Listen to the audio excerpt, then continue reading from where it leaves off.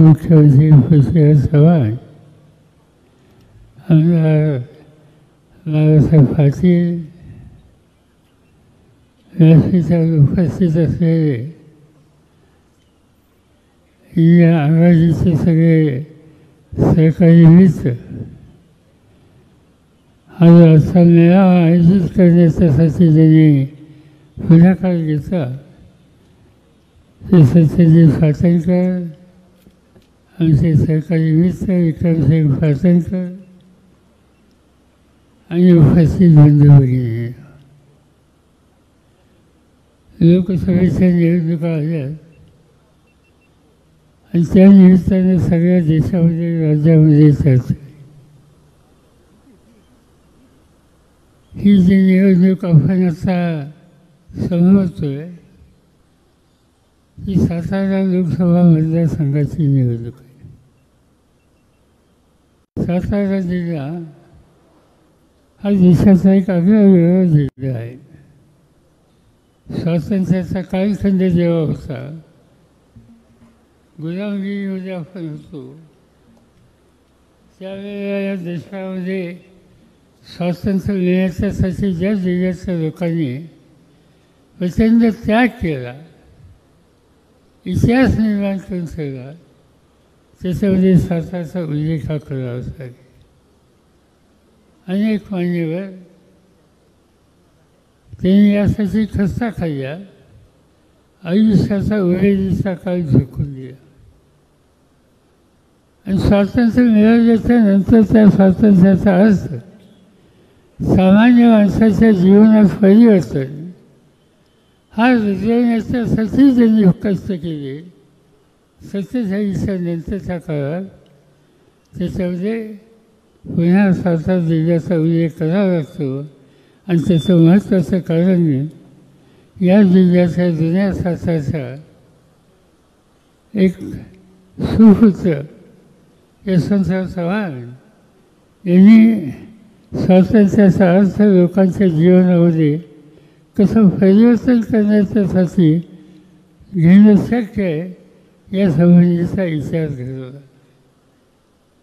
कुणीतरी सांगितलं म्हणजे की या निवडणुकीमध्ये आम्ही काय करणार, त्याच्यामध्ये मागणी केली की चव्हाण साहेबांना भारतरत्न द्या. आनंद आहे, तुम्हाला मला प्रत्येकाला आनंद आहे आणि मला आनंद आहे ही मागणी करणारे आत्तापर्यंत चव्हाण साहेबांच्या विचाराचा जोर आम्ही कधी पाहिले नाही. अनेक आम्ही त्यांच्यासाठी गोष्टी केल्या. पी डी फास्टांनी करारमध्ये सुचिस्थळ निर्माण केलं आणि महाराष्ट्रासहित नव्हे तर महाराष्ट्राच्या बाहेरचे लोकसुद्धा चव्हाण साहेबांच्या संबंधी संगमावर श्रद्धा अर्पण करण्याच्यासाठी येत असतात. आम्ही लोकांनी महाराष्ट्रात असो दिल्लीमध्ये असो चव्हाण साहेबांचं नाव कसं राहील या संबंधीचे अनेक उपक्रम हातामध्ये घेतले. मुंबईमध्ये या अनेक उत्तम संस्था आहेत, त्याच्यामध्ये यशवंतराव चव्हाण प्रतिष्ठान ही संस्था आहे आणि त्या संस्थेमध्ये महाराष्ट्राच्याच नाही देशासमोरच्या महत्त्वाच्या प्रश्नांचा विचार निर्णय सगळ्या पक्षाच्या लोकांना घेऊन केला जातो आणि एक उत्तम स्मारक आज मुंबईमध्ये मंत्रालयाच्या समोर चव्हाण साहेबांचं झालेलं आहे. दिल्लीमध्ये अनेकांना माहीत नसेल, देशाच्या पार्लमेंटमध्ये आज गेल्यानंतर सभागृहात पाऊल टाकायचं असेल तर पहिल्यांदा तिथं आम्ही चव्हाण साहेबांचा पुतळा उभा केला आहे, त्याला नमस्कार करूनच लोकांना आज जावं लागतं. या देशाचं संरक्षण मंत्री म्हणून चव्हाण साहेबांनी काम केलं, त्या खात्यामध्ये मी काम केलं, त्या खात्यामध्ये पृथ्वीराजांनी काम केलं आणि संरक्षण खात्याचं जे कार्यालय आहे त्या कार्यालयाच्या दारामध्ये एक कर्तबगार संरक्षण मंत्री म्हणून चव्हाण साहेबांचा पुतळा आम्ही तिथे उभा केलेला आहे. देशाच्या रक्षणाच्यासाठी ज्यांच्या खांद्यावर जबाबदारी आहे ते घटक ज्यावेळेला आपल्या कार्यालयामध्ये जातात त्यांच्यासमोर प्रथम चव्हाण साहेबांचं दर्शन होतं. अशा अनेक गोष्टी चव्हाण साहेबांच्या योगदानाच्या संबंधीची कायमची नोंद व्हावी म्हणून सगळ्यांनी मिळून केलेलं आहे. आणि त्यामुळं हा विषय आम्ही कधी निवडणुकीचा केला नाही, हा विषय आम्ही कधी मतं मागण्यासाठी केला नाही.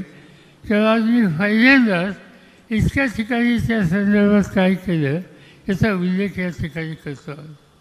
ठीक आहे, निवडणुका आल्या, निवडणुकीच्या दृष्टीने आपली धोरणं आपला कार्यक्रम हा त्या ठिकाणी मांडण्याची जबाबदारी आहे. आज अनेक प्रश्न या ठिकाणी आहेत. ज्या 4-5 प्रश्नांचा उल्लेख विचारवाल्यांनी या ठिकाणी केला. महागाईचा सारखा प्रश्न आज ज्याचा उल्लेख त्यांनी या ठिकाणी केला. काय स्थिती आहे महागाईच्या संदर्भात? घर चालवणं आमच्या भगिनींना अवघड झालं, गाडी चालवणं अवघड झालं. 2014मध्ये पेट्रोलचा दर 71 रुपये होता. मोदी साहेबांनी जाहीर केलं की हातात सत्ता आल्यानंतर 50 दिवसाच्या आत मी पेट्रोलचे भाव खाली आणतो, डिझेलचे भाव खाली आणतो. आज निश्चितला 3650 दिवस मोदींचं आश्वासन होऊन झालेले आहेत. पेट्रोलचे भाव खाली आले का? त्यावेळेला जो काही भाव होता ज्याचा उल्लेख त्यांनी 15 दिवसात खाली आणतो म्हणून केला, त्या 14 साली 71 रुपयाचा दर आज तो 106 रुपयावर गेलेला आहे. आणि ज्याचा उल्लेख त्यांनीच केला की गॅसचं सिलेंडर ज्याची किंमत त्यावेळेला 2014ला 410 रुपये होते, ती आज 1160 झाली आहे.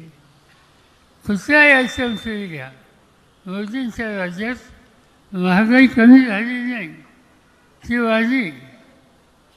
बेकारीचा प्रश्न त्यांनी अनेक ठिकाणी सांगितलं की आम्ही ही बेकारी संपवणार आहोत. जगामध्ये इंटरनॅशनल लेबर ऑर्गनायझेशन नावाची एक संघटना आहे, जागतिक संघटना आहे.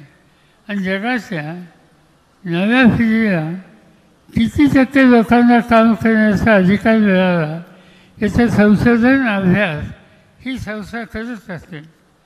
आणि त्या संस्थेने हल्लीच एक निष्कर्ष काढला आहे की भारतामध्ये जे 100 तरुण असतात त्याच्या 87 तरुणांना नोकरी नाही आणि ते बेकार आहेत.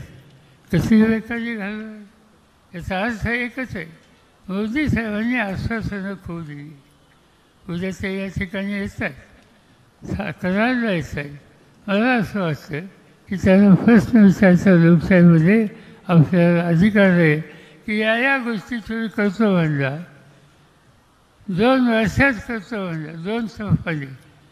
आता 10 वर्ष होऊन गेली, त्याच्या कोणत्या गोष्टीची तुम्ही सोडवणूक केली हे या ठिकाणी सांगायची गरज आहे. माझ्याकडे असताना माझ्या मोबाईलमध्ये 10 वर्षापूर्वीचं सत्तेत येण्याच्या आधीचं त्यांचं भाषण आहे.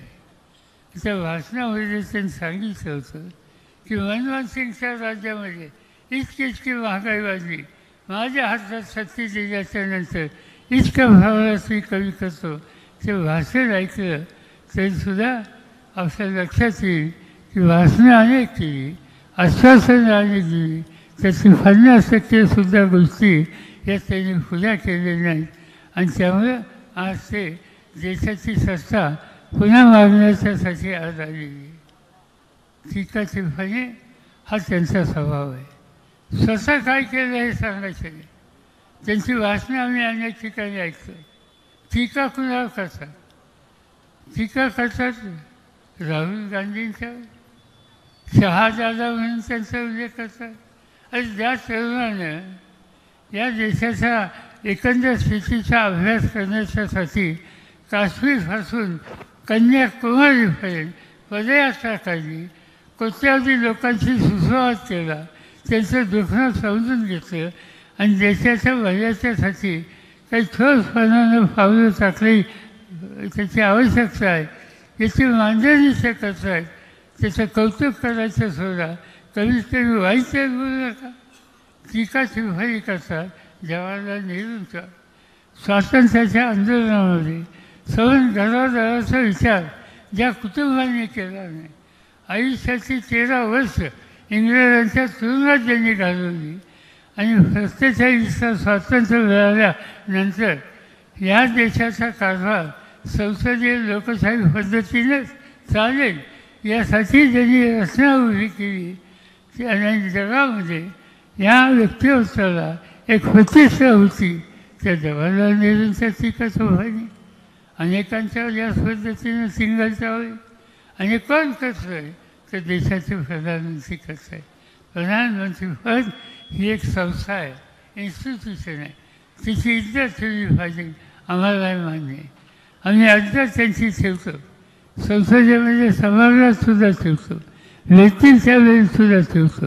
पण तुम्ही जी ठेवली आणि त्यांनी या पद्धतीची वक्तव्य केली तर त्या पदाचा गरिमा हा राहू शकत नाही.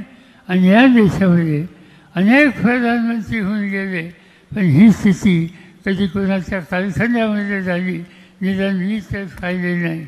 मी इंदिरा गांधींच्या नंतर जेवढे प्रधानमंत्री झाले त्या सगळ्यांचा कालखंड हा जवळून पाहिलेला आहे. कधीही आम्हाला हे ऐकायला मिळालं नाही की आज मोदींच्या रूपानं ऐकायची स्थिती या ठिकाणी निर्माण झाली. आणि त्यामुळे आपल्याला विचार करायचा, देश यांच्या हातात ठेवायचा का, देशाचे प्रश्न सोडवायचे का नाही. देशासोबतचा शेतकरी असेल, देशासोबतचा कामगार असेल, देशासोबतचा कष्टकरी असेल, देशासोबतच्या महिला असतील, आदिवासी असतील, या सगळ्यांच्या हिताची जपणूक हे एक सूत्र घेऊन आपल्याला पुढं जायचं आहे. आणि ह्या रस्त्याने जायचं असेल तर मोदींचा कालखंड, मोदींची विचारधारणा ती हिताची नाही. आणि त्यासाठी परिवर्तन करण्याची आवश्यकता आहे. आणि ते परिवर्तन करायचं असेल उद्या होणाऱ्या निवडणुकीमध्ये आज या ठिकाणी कष्टकऱ्यांचा प्रतिनिधी म्हणून शशिकांत शिंदेंची उमेदवारी तुम्हाला सगळ्यांच्या सोबत दिली. त्यांच्या उमेदवारीचं पुढं मतदार केंद्रात गेल्याच्या नंतर त्यांचा तुकारी वाजवणारा माणूस ही खून असेल त्याच्यासोबत वचन दावा व त्या संख्येनं त्यांना देशाच्या लोकसभेमध्ये पाठवा. त्या ठिकाणी मी स्वतः आहे, त्या ठिकाणी पृथ्वीराज चव्हाण आहेत. आम्ही सगळेजण त्यांच्या समेत राहू, त्यांच्या साथीला साथ देऊ.